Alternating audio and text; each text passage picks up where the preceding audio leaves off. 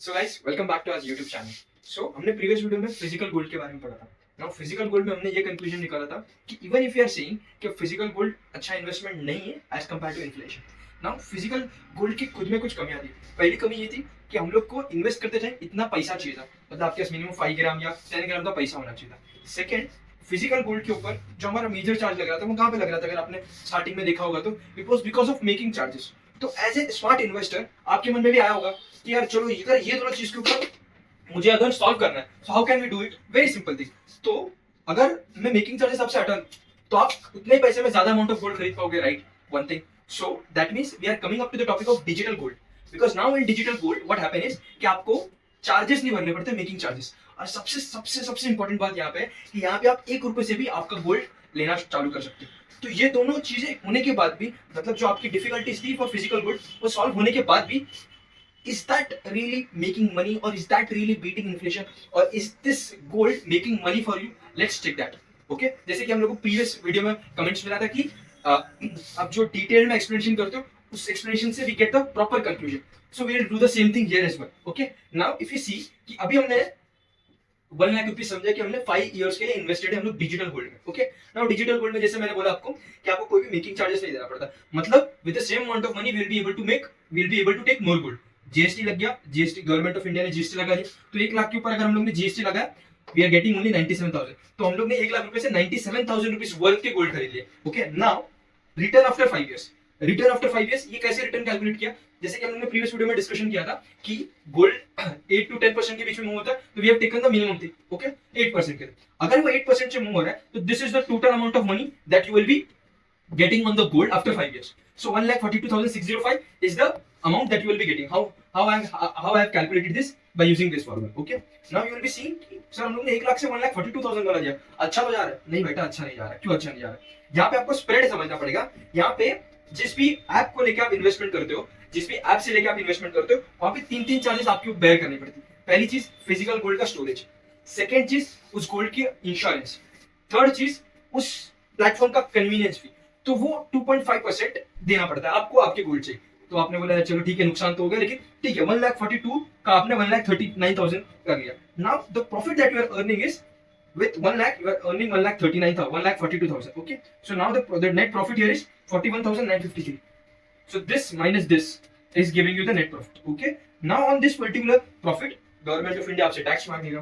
तो ये टैक्स कितना होगा, तो टैक्स अगर हमने 12.5% यूज किया तो 41,000 के ऊपर, because this is the net profit that you have earned, उसके ऊपर 5244 रुपीस का आपका टैक्स है। तो आपने नेट कितना कमा लिया, 139,040, 133,796, मतलब मोटा मोटी आपने 1,33,000 कमा लिया। मतलब जस्ट टू अर्न, मतलब आपका net to net point to point return कितना बन रहा है, अराउंड 33% का, right, from 1 lakh to 133। Now बहुत सारे प्लेटफॉर्म, बहुत सारे इन्वेस्टमेंट स्कीम अपना धंधा इसी तरीके से करते हैं। What they do here is they always show you point to point return कि आपने 33% कमा लिया गोल्ड में इन्वेस्ट करके, and because of which they manipulate our decision and we try to do the same thing. But हमेशा every time, जैसे कि हम लोग ने फर्स्ट रूल में भी आपको अवेयर करने का ट्राई किया था, rule of 72, the same way here also whenever you are actually seeing the net to net return you have to always see the CAGR return.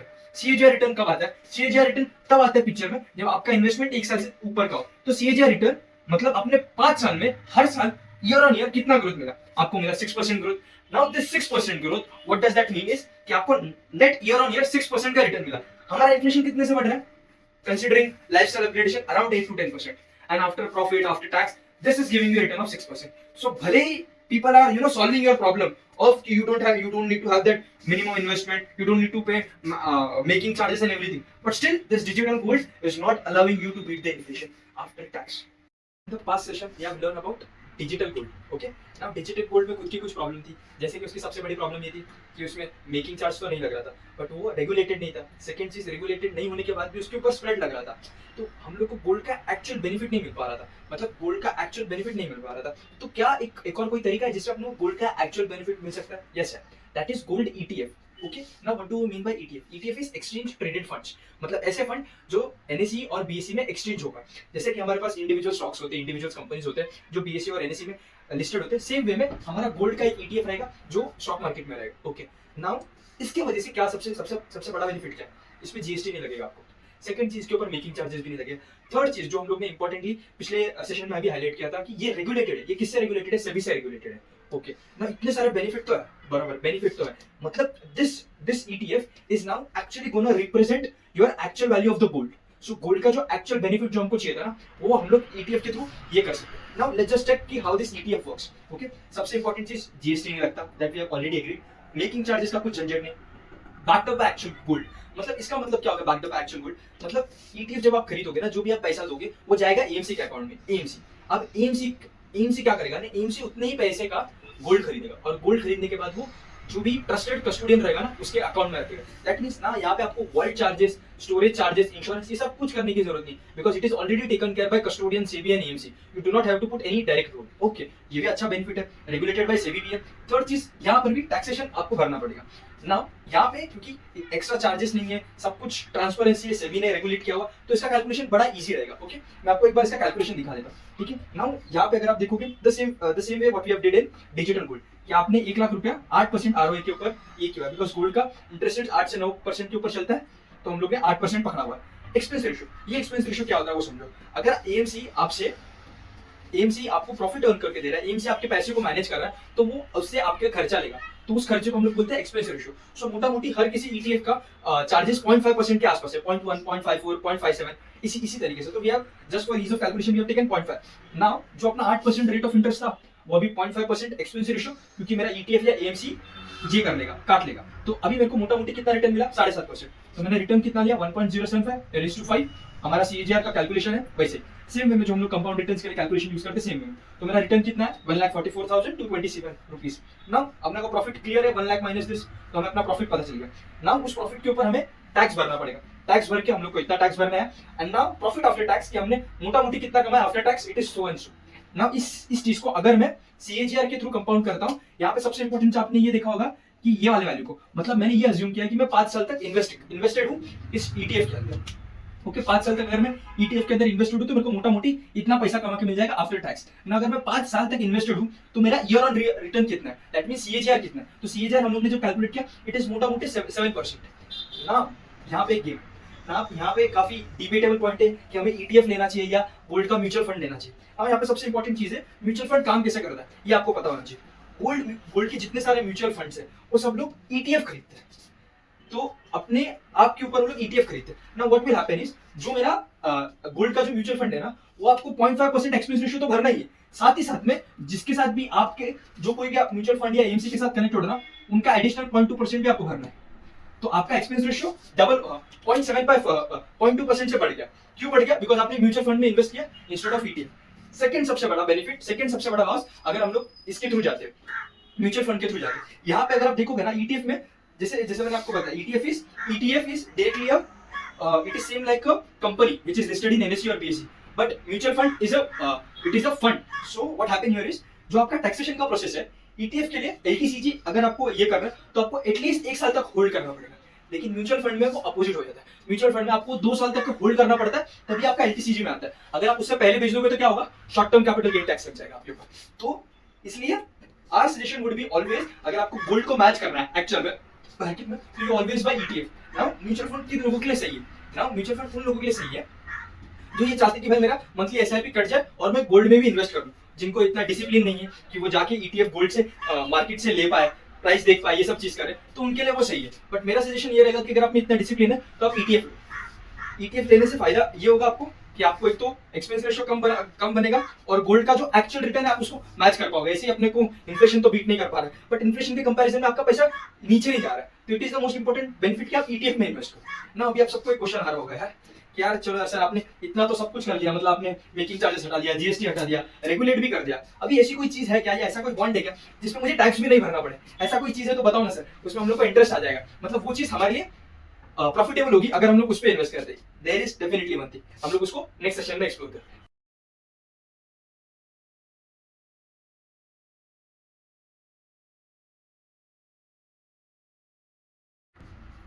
जैसे कि हमने प्रीवियसली देखा कि ETF से बेटर क्या हो सकता है, तो ETF से एक और बेटर एक स्कीम है जिसको बोलते हैं SGP। Now what do we mean by this SGP? SGP stands for sovereign gold bond, gold bond. Okay, now सबसे इंपॉर्टेंट चीज है कि ये वर्क कैसे करता है, इसको पहले समझना जरूरी, फिर आपको समझ में आएगा ये बेनिफिट, इतना सारा आपको बेनिफिट क्यों दे रहा है, कैसे दे पा रहा है। सबसे इंपॉर्टेंट चीज है, ये एक्चुअल गोल्ड में इन्वेस्ट नहीं करता, व्हाट डज दैट मीन, मतलब ये फिर एक्चुअल में क्या करता है? एक्चुअल में ये आपको उतने ही रुपीस का एक बॉन्ड खरीद के देता है जो आपको ये अश्योर करता है कि जो कुछ भी मार्केट में गोल्ड जिस हिसाब से रेस कर रहा है या गोल्ड जिस हिसाब से रिटर्न दे रहा है ना, ये बॉन्ड भी आपको उतना ही रिटर्न देगा। दैट मींस जो भी हम लोग गोल्ड को एक्सपेक्ट कर रहे हैं कि गोल्ड हम लोग को इतना रिटर्न बना के दे, या गोल्ड जिस तरीके से भी मार्केट में मूव करे उतना ही हम लोग को बेनिफिट चाहिए लॉन्ग टर्म में, तो yes of course you can go for SGP. Now यहाँ पे मैं आपको बेनिफिट्स बताता हूँ जो मैंने आपको बताया कि इसमें जीएसटी नहीं लगता, इसमें कोई मेकिंग चार्जेस नहीं लगता, साथ ही साथ में इसमें कोई एक्सपेंस रेशियो भी नहीं लगता। सबसे सबसे इंपॉर्टेंट चीज, ये regulated by RBI. Until and unless RBI default नहीं करता ना, तब तक एसजीपी को कुछ नहीं हो सकता। ठीक है, उसके बाद यहाँ पे एक एडिशनल बेनिफिट है। क्या एडिशनल बेनिफिट है कि यहाँ पे आपने जो जितने भी रुपीस का एसजीबी खरीदा होगा, जितने भी बॉन्ड खरीदा होगा, उसके ऊपर आपको 2.5% पर एनम के थ्रू सिंपल इंटरेस्ट से आपको पैसा मिलेगा। मतलब ये नहीं समझा सर, एक और बार समझाओ। वेरी सिंपल कि बनिया लोग क्या करते हैं, वो 1 लाख रुपए अगर किसी को देते हैं तो एंड में उससे सिंपल इंटरेस्ट तो कमाती है, साथ ही साथ में उस 1 लाख के ऊपर वो प्रॉफिट भी कमाते हैं। The same thing goes here कि यहाँ पे गवर्नमेंट ऑफ इंडिया आपको हर साल 2.5% देगा। लेकिन सबसे इंपॉर्टेंट चीज नोट करने के लिए ये है कि ये सिंपल इंटरेस्ट है। सर सिंपल इंटरेस्ट है मतलब क्या हो गया? मतलब जिस भी प्राइस में आपने खरीदा, जैसे कि अभी आपने 1 लाख रुपए के ऊपर खरीदा, अभी आप उसको 5 साल के लिए पकड़ो, 8 साल के लिए पकड़ो, लेकिन 1 लाख का जो 2.5% है ना, आपको हमेशा वही मिलेगा। अगर गोल्ड का वैल्यू 1 लाख से 1,10,000 हो रहा है, 1,25,000 हो रहा है, उसके ऊपर नहीं मिलेगा। आपने जो इनिशियल इन्वेस्ट किया 1 लाख, उसके ऊपर ही आपको मिलेगा। ओके, उसके अलावा एक और चीज जो गवर्नमेंट ऑफ इंडिया ने एनकरेज करने के लिए ये चीज की है कि आपको हर पर्टिकुलर एक ग्राम ऑफ गोल्ड का जो वैल्यू है उससे कम में ही मिलेगा। मतलब 50 रुपीज डिस्काउंट करके आपको ये चीज मिलेगा। ओके सर, अगर इतना सारा बेनिफिट है तो इसमें कुछ ना कुछ तो कौन से रहेगा ना, जरूर है। मैं आपको बताता हूँ क्या कौन से इसका, मैं नहीं बोलूंगा कौन से, बट एक रिक्वायरमेंट है। यहाँ पे इसकी सबसे इंपॉर्टेंट रिक्वायरमेंट ये है कि इसका मैच्योरिटी 8 साल के बाद होता है। मतलब आपका 8 साल तक जो आपने पैसा रखा वो एज इट इज रुक गया क्या? हाँ, रुक गया। अगर आपको इतने सारे बेनिफिट चाहिए तो अगर आपको 8 साल के लिए आपका पैसा उधर पार्क करना पड़ेगा, हाँ 8 साल के लिए आपको पैसा पार्क करना पड़ेगा। ओके सर, मैं इतना सारा अगर बेनिफिट चाहिए तो कर सकते हैं। लेकिन अगर सर बीच में कभी मुझे लिक्विडिटी की जरूरत पड़ गई या कभी मुझे ऐसी कुछ चीजें करनी पड़ी कि मेरे को एसजीबी बेचना पड़े, तो मेरे पास क्या ऑप्शन है? एक ऑप्शन है जो दो ऑप्शन जो हम लोग को आरबीआई ने दिया है, उसमें से फर्स्ट ऑप्शन ये है कि अगर आपको आफ्टर 5 इयर्स अगर आपको बेचना है तो आपको क्या करना पड़ेगा? आफ्टर 5 इयर्स आप सीधा का सीधा एसजीबी को आरबीआई के थ्रू ही ये करा सकते हो, रिडीम करा सकते हो। ओके ना, मतलब सर अगर मैं 5 साल की बात करता हूँ तो मेरा लॉस क्या होगा? कुछ लॉस नहीं। आपको टैक्सेशन बेनिफिट मिलेगा, डेफिनेटली मिलेगा। ओके, तो सर 5 साल मैं फिर 8 साल तक क्यों होल्ड करूँ? एक सिंपल चीज है, जो आपको 2.5% पर एनम जो मिल रहा था ना, वो आगे के 3 साल के लिए आपको नहीं मिलेगा। ओके सर, ये भी समझ गया। सर मेरे को एक और चीज बताओ, अगर मुझे 5 साल के पहले इस चीज को ये करना हो, रिडीम करना, तो मेरे पास क्या ऑप्शन अवेलेबल? बड़ा सिंपल सा एक ऑप्शन अवेलेबल है कि जब कभी आप एसजीबी का फॉर्म भरोगे ना, वहां पे आपको डीपीआईडी पूछेगा। तो जो भी आपका ब्रोकरेज का फॉर्म है, जीरोधा, अपस्टॉक्स, जो कुछ भी, उसका 16 डिजिट डीपीआईडी रहेगा, वो आपको लिखना पड़ेगा उसके अंदर। तो जब कभी ये बॉन्ड आएगा ना मार्केट में, ये बॉन्ड सीधा का सीधा एनएसई और बीएसई में लिस्टेड हो जाएगा। ओके, लिस्टेड हो जाएगा। लिस्टेड हो जाएगा मतलब आप उसको ट्रेड कर सकते हो क्या? जैसे हम लोग ईटीएफ कर पा रहे थे, ये आप उसको ट्रेड कर सकते हो। ओके, ट्रेड कर सकते हो। लेकिन यहाँ पे एक सिंपल सा बहुत इंपॉर्टेंट सा चीज है, आपको सबसे चीज ध्यान रखनी, अगर आप उसको ट्रेड करते हो, जैसे अगर आपने उसको ट्रेड किया बिफोर 5 इयर्स, तो जो कुछ भी आपने प्रॉफिट कमाया, जो कुछ भी आपने गेन कमाया, डिपेंडिंग ऑन कि मार्केट का सप्लाई रिटर्न कैसा है, उस पर्टिकुलर एसजीबी को लेके उसका प्राइस कैसे फ्लक्चुएट हो रहा है, आपने अगर प्रॉफिट कमाया तो उसके ऊपर आपको टैक्सेशन भरना पड़ेगा 12.5% का।